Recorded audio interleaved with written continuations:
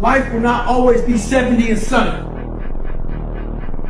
Life is the ultimate competitor. It's relentless. It will continue to attack you when you least expect it. We must learn to adapt and overcome to any and all obstacles that are in front of us. We have to evolve. And the way I evolved was I changed my diet. Had to start doing a lot more cross training. When the obstacle gets in front of you, don't let it stop you. I don't get tired. Make sure we coming home. I looked at him, and I remember, I call it ese diablo. He was looking at me, and he just had this like look, and he's just swinging his hands. And I said, "You're not gonna beat me. I'm prepared to die." And I meant that, man. I swear to God on my life, I meant that. I'm even getting goosebumps thinking, see that? I'm getting goosebumps. Like, I meant that shit, because I was like, look, and I signed my death warrant right there. I was like, look, if this is how I die, this is how I die. But you see me, I was trying to get him. I was trying to kill him. I knew, because for me, if I'm ready to die, I'm ready to kill. You have to be willing to give something up as well. The wise man, the good man, the philosopher, is a man who lives in accordance with nature. He fears only abdicating his moral responsibility. He is not afraid of pain. He is not afraid of death. He is not afraid of poverty. He is not afraid of any of the vicissitudes of the human condition. He fears only that he should let himself down and that he should be less than a complete human being. But I'm working so hard, like I say. I'm starting to training when I have 12, now I have 33. I best for everything in my life. I best for everything. Last 2 years I worked so hard. I bring my family to US. I start my camping in America Top Team. I leave everything I have. My mom take care of me and my two brothers alone, you know. Now Dad, you proud of me, Dad. You proud of me.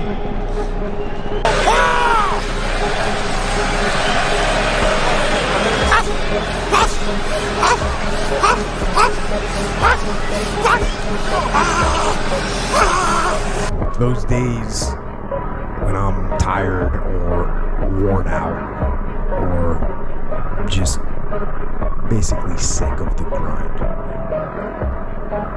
What do I do on those days? I go anyways. I get it done, even if I'm just going through the motions.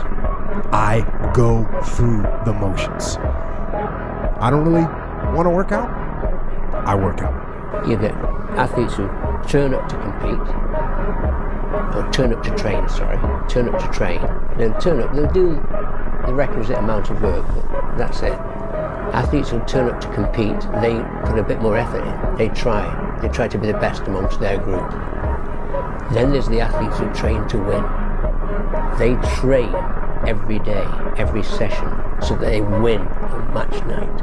If, when tomorrow comes, you still feel like you need to rest or you need to take a break, then okay, take it. But the chances are you won't. You won't need that rest. Chances are you will realize that the desire to rest was just weakness. It was just the desire to take the path of least resistance, the downhill path, the easy path. Imagine that you're in a movie, and imagine the movie begins now, and you're the hero of the movie. Yeah. What would that guy do? Yeah. What would that guy do right now? Yeah. Because you are. How badly do you want it, and how much are you willing to suffer? And very often, everything revolves around the first question, what do you want? Because a lot of people are unclear what they want from life. They don't sit down and think through. We are writing our own life story every day, and yet we don't think about it. Who do we want to be? Where do we want to live? What life do we want to lead? When we've finished our life, come to the end of our life and look back, what do we want to say that we've done? Refuse to study a few more hours, refuse to go deeper, to go further. And that's where I gain the advantage. It's so easy to be great nowadays, my friend, because most people are weak. Most people don't want to go to that extra mile. Most people don't want to find that extra because it sucks. It's miserable. It's lonely. You talked about that you were kind of, lonely by yourself. I was the same way. And that used to hurt me growing up. Now I thrive in that shit. That's the only place to be. And if I had only started with just doing what I was supposed to do, I could have done 4 or 5 other things that I was also supposed to do by this exact same point. And so thinking about it from that perspective, I've tried to eliminate as much time between I think I should do this thing and beginning doing it. And I think you get this positive reinforcement cycle that occurs every time you start. I call it pulling the thread. It's like, I just need to start pulling the thread. And then all of a sudden what feels really unknown becomes very tangible. And you're like, oh, I understand the 6 problems I have to solve to do this big thing. But now I know the problems, and then it feels like you can wrap your arms around it, and then you can start taking it one bite at a time. A lot of people, wonder, how did you become this? How did you become so vulnerable? How are you doing a podcast now when you were this kid? You overcame things. You fought them. And now this is what happens. This is on the other side of overcoming. You become very, very powerful when you overcome yourself. All those things you once cowered from, you were afraid of, when you face them eye to eye every day, you now become a person who has a great podcast. Don't be careful, be confident. Don't be afraid to be afraid, but just work towards being competent in everything you do. And that is a lifelong pursuit in everything. The way that I've done things is just study and work and learn and just be unrelenting about it. When I'm interested in something, I'm just constantly studying and learning and learning and learning, and then applying. And find knowledge. What's true for you is true for you. Don't compromise your own reality for anyone else. Because once I had my first loss, I took winning for granted because it was just a habit. I was always winning, always winning, always winning. So now I have to, like, when you do something amazing, like I did in Atlanta, like I did in Melbourne, just chill, smell the roses, and then move forward. And we have all these news people judging people who f***ed in life. Yeah, they made big mistakes. But that person who is judging you on TV, I guarantee you, that news person is saying, I'm glad that my shit didn't come out. But I'm gonna judge the hell out of you. I know that about people.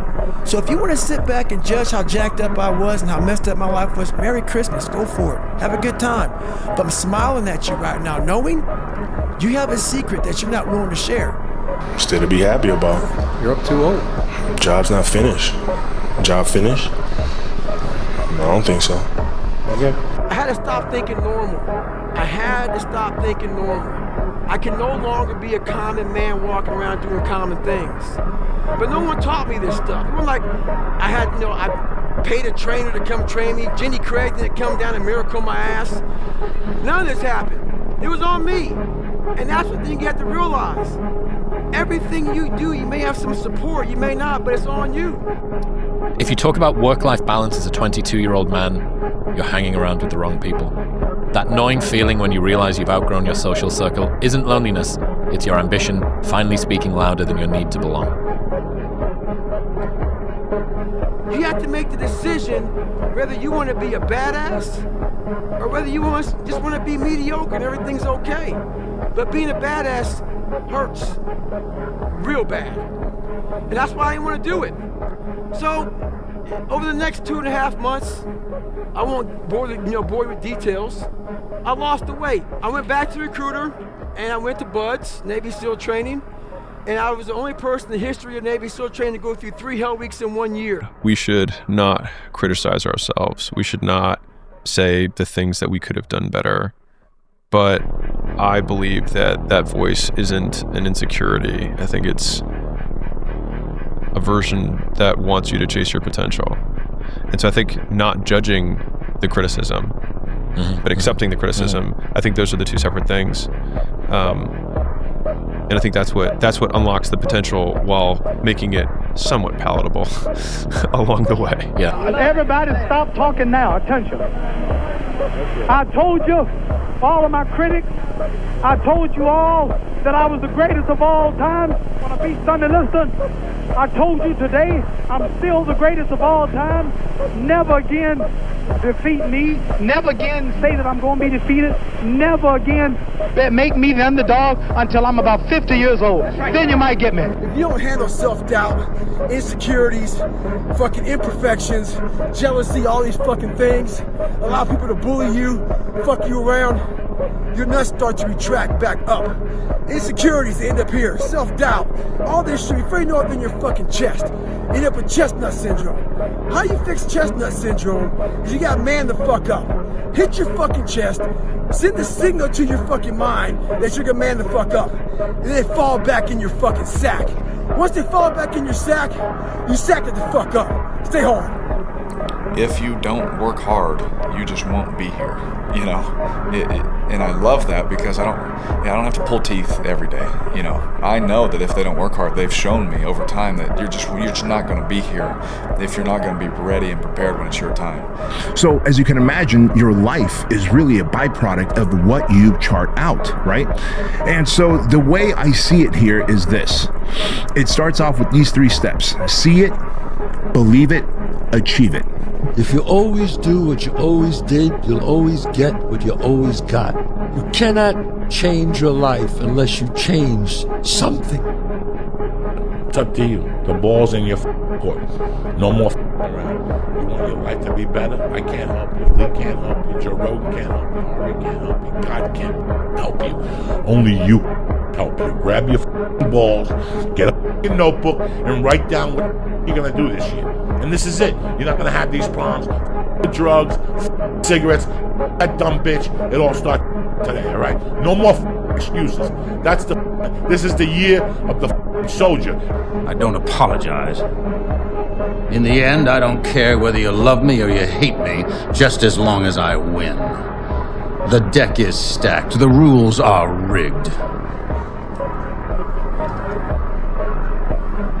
Welcome to the death of the age of reason.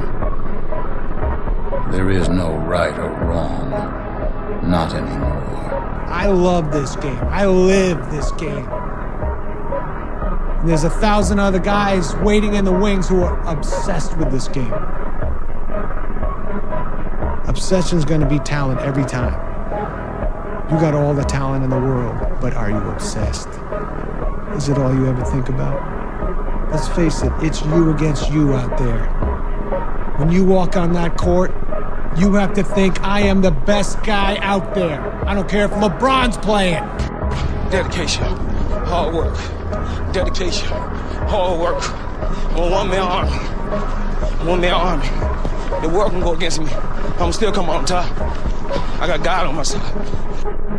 I get that you're making money, but if you don't know how much money you want to have the lifestyle that you want, the freedom that you want, the experiences that you want, then making a lot of money is kind of irrelevant, right?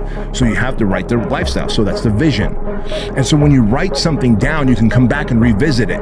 You didn't make the dress list. There are greater tragedies in the world. I wanted to run out of that tunnel for my dad. To prove to everyone that I worked. What? That I was somebody. Oh, you are so full of crap. You're 5 feet nothing, 100 and nothing, and you got hardly a speck of athletic ability. And you hung in with the best college football team in the land for 2 years. And you're also gonna walk out of here with a degree from the University of Notre Dame. In this lifetime, you don't have to prove nothing to nobody except yourself. Maybe you think you're changing, but you can't change what you really are. And you can forget all this money and stuff you got all around you, man, because it don't change a thing. You and me, we don't even have a choice. See, we're born with a killer instinct that you can't just turn off and on like some radio. We have to be right in the middle of the action because we're the warriors. And without some challenge, without some damn war to fight, then the warrior may as well be dead, Stallion. Let's control the outside. Look, the fire's coming. Are you ready for the fire? Look, we're firemen. Okay? We are firemen! The heat doesn't bother us. We live in the heat. We train in the heat. Yeah, let's go. It tells us that we're ready, we're at home, we're where we're supposed to be. Flames don't intimidate us. What do? We control the flame. We control them. We move the flame where we want to. And then we extinguish them. Jab! He's jabbing! He's jabbing! He's trying to hurt you! You gotta fight him! You gotta move! He's up against the wall!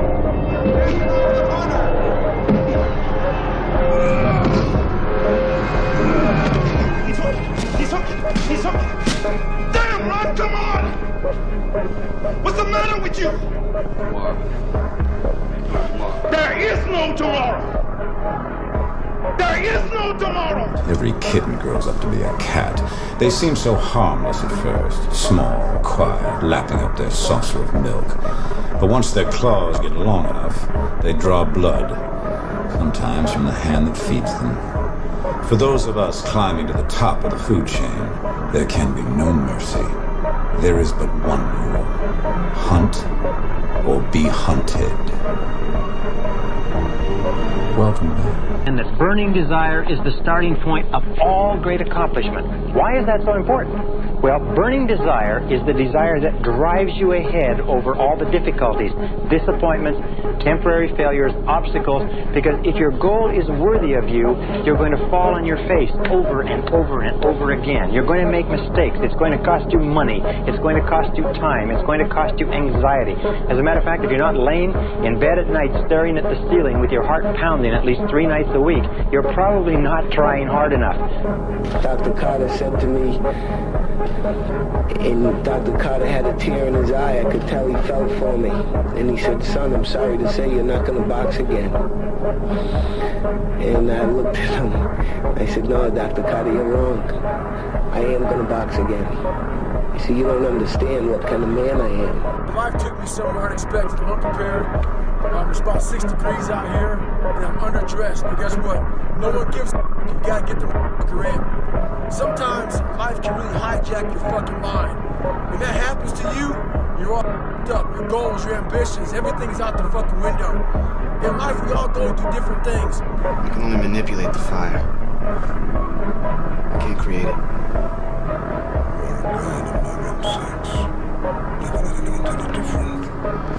Look at you. What do you believe in, huh? What do you believe in? I believe whatever doesn't kill you simply makes you stranger. Can Spider-Man come out to play? The cunning warrior attacks neither body nor mind. Tell me how! The balls, Osborn! First, we attack his ball. Sometimes your girlfriend or boyfriend breaks up with you. Guess what? Get the over it. They no longer want you. Maybe you failed a test in school. You worked your ass off. Guess what? You fucking test. Get over it. Move past it. Learn to not let life hijack your brain. At work, you've been working your ass off for that new promotion. You don't it if someone else does. Maybe they kiss better ass than you do. Guess what? Get over it. Life will hijack your mind if you let it. Don't allow all these things to make you a lesser person. You must own your mind. Don't let life own yours. Get after it, stay hard. You're going to lose sleep. You'll doubt whether it'll work. You'll stress to make ends meet. You won't finish your to-do list. You'll wonder whether you made the right call and have no way to know for years. This is what hard feels like, and that's okay. Everything worth doing is hard, and the more worth doing it is, the harder it is. The greater the payoff, the greater the hardship. If it's hard, good. It means no one else will do it. More for you. We all should think that we're great. There's no reason for you to not think that you're great. If you don't think you're great, ask yourself why. Why don't you think the highest of yourself? When you do, people have no choice but to follow suit. You have no choice but to follow suit. Experts have more ways to win than beginners do. And so if an expert goes into any setting that they're expert in, they have so many faster feedback loops that reward them in the moment before the ultimate outcomes. Sun don't stop for nobody, man. Sun don't stop. Sun gonna be up in the morning regardless. That sun is gonna be up in the morning regardless of how I feel and how depressed I am. The sun is gonna shine in the morning. And at nighttime, the moon gonna be there. And you're gonna look up, these days gonna keep going by. Success is the only revenge. As you expand, they shrink into irrelevance. As you get louder, no one can hear them. You don't beat them, you cast a shadow so big, no one can see them to begin with. When people copy, they copy the wrong stuff because they don't know why it worked to begin with. And when it breaks, they don't know how to fix it because they didn't build it. So don't sweat it, copycats will always be behind. I go to the core. I am Invictus. You don't get that sense of confidence by going through society's rhyme the reasons. You know, you do your own thing, you know, especially when everyone else isn't doing it and they call you crazy or whatever else. Oh, you're in here and people driving by being like, what the fuck is that guy doing up so late? Well, what's up so late mean? I don't know. It's the moments in life, the decisions you make on a moment-to-moment basis that add up to be the guy or not the guy. He was like, the only thing that you can do is win so big that all of them constantly compare themselves to you, and then you'll forget they exist. And that's when he said, success is the only revenge. He's like, it's not the best revenge. He's like, it's the only one. There's no other revenge. Because everything else is petty. Everything else does show that you were thinking about these people all day long, which means they win by default. He's like, all you can do is think about your goal and winning. He's like, and when you win, that's when you become so big that they shrink into irrelevance.